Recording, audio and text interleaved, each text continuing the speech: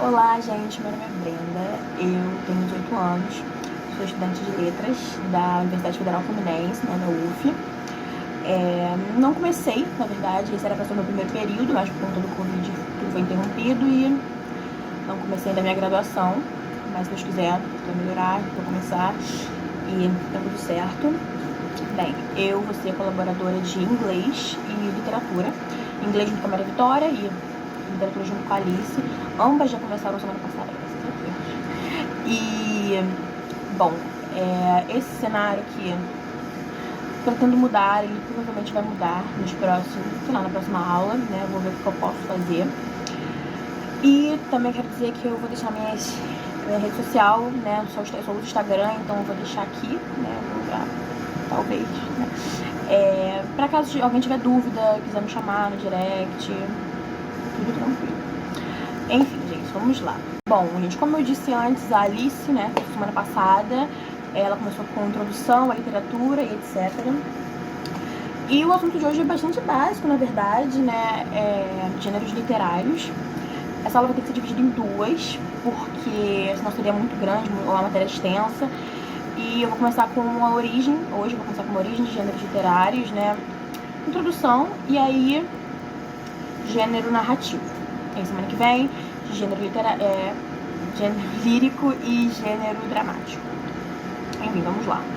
Bom, gente, vamos lá. Sei lá qual tentativa que é essa de gravar essa parte, mas tudo bem. Eu tô aqui com a minha colinha. Se eu olhar pra baixo é porque eu não quero esquecer nada e tal, nem o computador, enfim.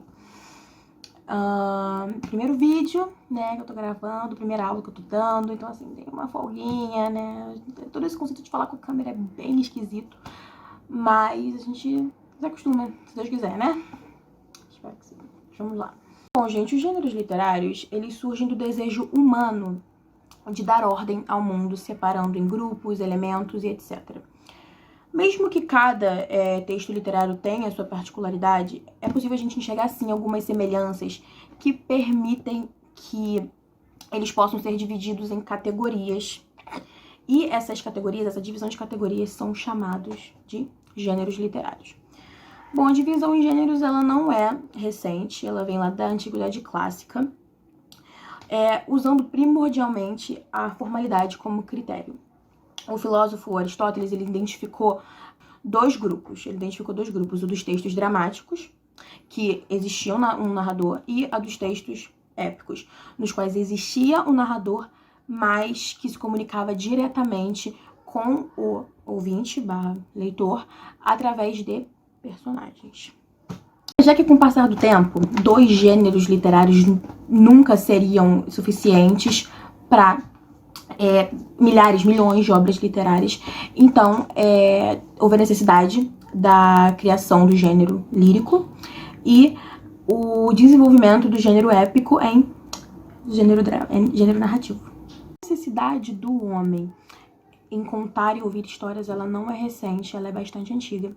Então, independentemente da sociedade ou da época em que nós vivemos, nós, seres humanos, temos a necessidade das nossas narrativas, nós precisamos das nossas narrativas. Logo, o gênero narrativo é um gênero que agrupa os textos literários com o intuito, que tem o intuito, né, de contar histórias. Mas, para um texto literário ser considerado um texto narrativo, ele precisa de 5 elementos: enredo, narrador, personagens, tempo e espaço. O enredo, ele é a trama da história, é o conjunto de ações a serem contadas, que é dividido em introdução, né, que é a apresentação dos personagens e dos contextos que eles estão inseridos, o conflito, né, que é quando a ordem inicial das coisas é perturbada, o desenvolvimento desse conflito, o clímax, que é a parte mais esperada, o momento mais esperado, né, também pode ser chamado de plot twist, né, todo mundo conhece, acho que por esse nome, e a partir do clímax, né, do plot twist, a história começa a tomar um ritmo mais lento, mais devagar, para se aproximar do desfecho. O narrador, ele é o responsável pela apresentação e pelo desenvolvimento dos fatos, né, dos acontecimentos da história. Assim, tem que tomar muito cuidado para não trocar para não, né, confundir narrador com o foco narrativo.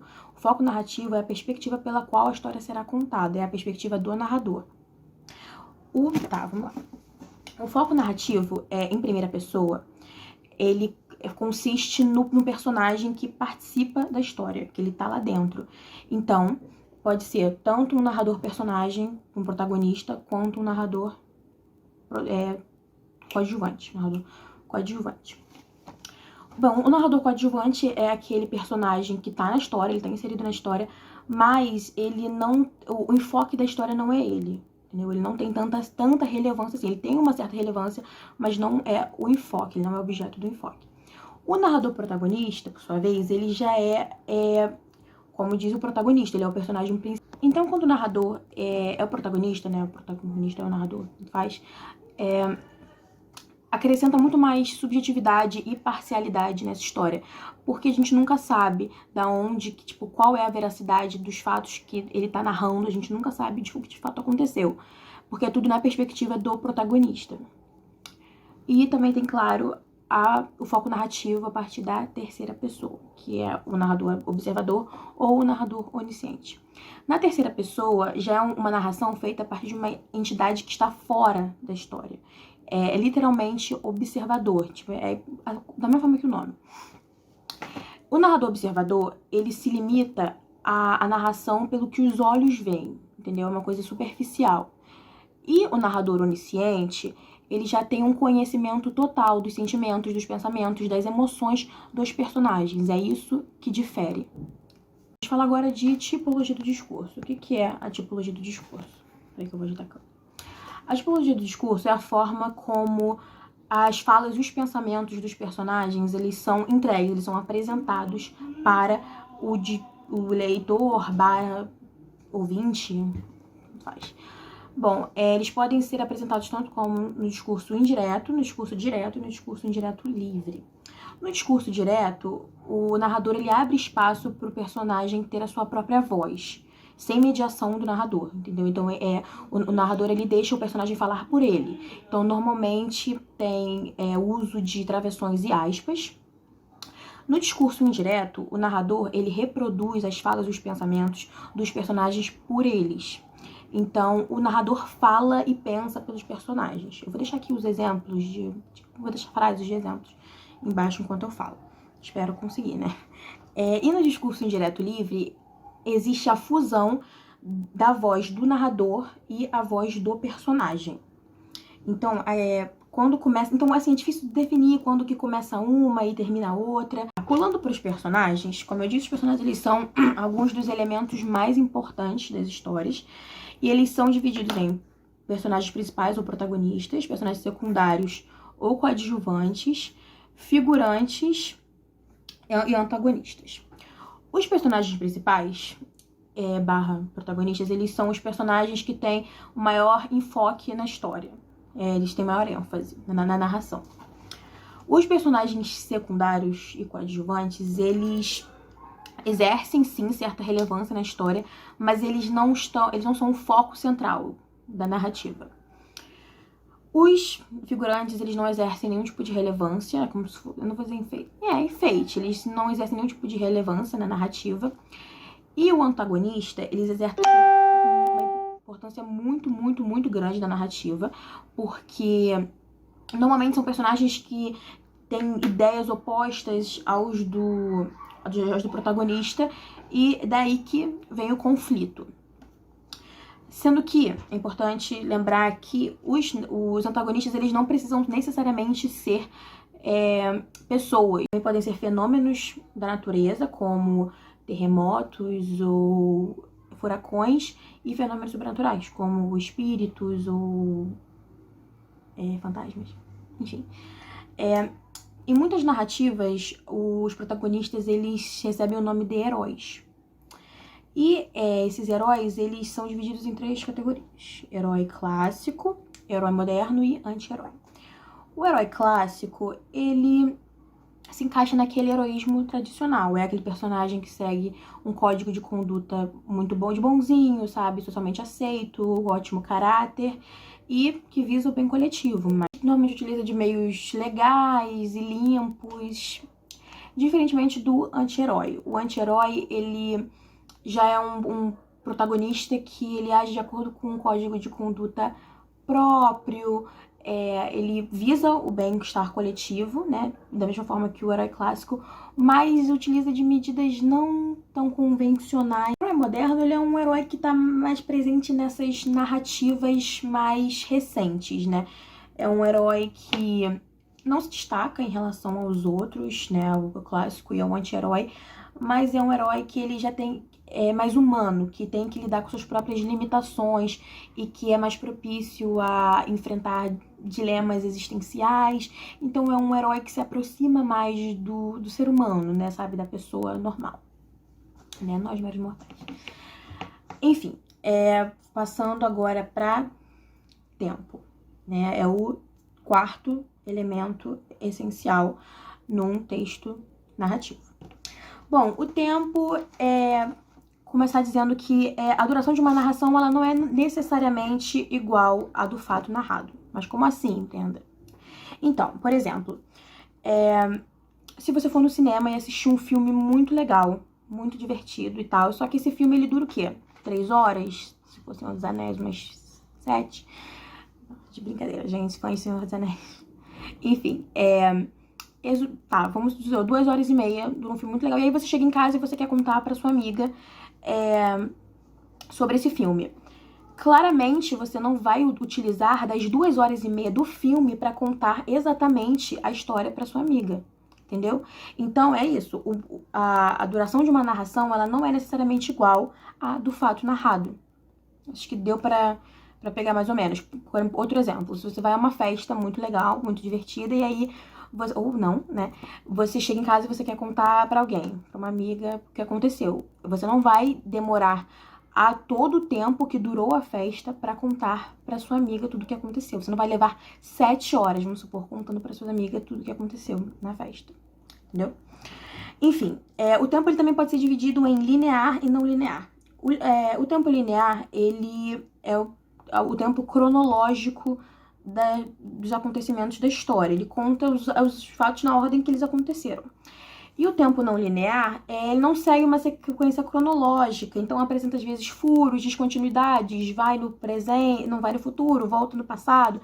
Então, assim, tanto faz, sabe? E também tem o tempo cronológico, né, que ele tem marcadores bem objetivos de tempo, tipo de passagem de tempo, tipo segundos, horas, dias. E o tempo psicológico não. O tempo psicológico, ele pode estar durando minutos, mas parece que tá durando dias. Não sei se fica muito claro, eu vou tentar deixar algum exemplo de texto. Tá, agora indo pra quinta e última elemento, né, o quinto e último elemento essencial, que é o espaço. O espaço, ele é o quê? É o lugar onde a história, onde a narração acontece. Mas o espaço, ele pode ter tanto a função contextualizadora como a função simbólica. A função contextualizadora é onde o espaço ele serve apenas como um plano de fundo da história que está acontecendo, né? Não tem relevância alguma. E na função simbólica, o espaço, né, o lugar, ele já exerce uma certa relevância na narração, no desenvolvimento dos personagens, nos acontecimentos da história e etc. E eles não se excluem. Um lugar, em um texto narrativo, o espaço ele pode ser tanto contextualizador, tanto quanto simbólico, eles não se excluem. E também, né, em cada história tem a diferença do real pro ficcional, sabe? Algum lugar, por exemplo, Londres, eu posso escrever um livro que se passa em Londres. Londres existe, então é um lugar real, é um espaço real. E, por exemplo, a J.K. Rowling, né, que escreveu Harry Potter. Harry Potter se passa onde? Em Hogwarts. É um lugar, é um espaço ficcional. Bom, gente, eu acho que é só isso, né? Eu não sei se ficou, acho que não ficou lá grandes coisas, mas tentei fazer o melhor que eu posso. Não sei se vai ser semana que vem que eu vou voltar, né? Não tenho certeza. Talvez sim, acho que provavelmente. E aí eu volto com gênero lírico e dramático, né? Porque narrativo fechou narrativo. Como eu disse, eu vou deixar, caso não tenha ficado alguma coisa clara, eu vou deixar aqui embaixo o material com um resumo de tudo que eu falei aqui. Talvez exercícios. E vou deixar aqui meu arroba, né? Acho que eu já deixei, não sei se eu deixei isso agora, enfim. Vou deixar meu arroba do Instagram, para caso vocês queiram fazer alguma pergunta ou alguma coisa assim, eu possa ser de alguma utilidade. É isso. Até a próxima aula. Espero que eu tenha ajudado em alguma coisa. Se não, gente, sinto muito. De verdade, tentei. Mas é isso. Beijinhos, até a próxima aula.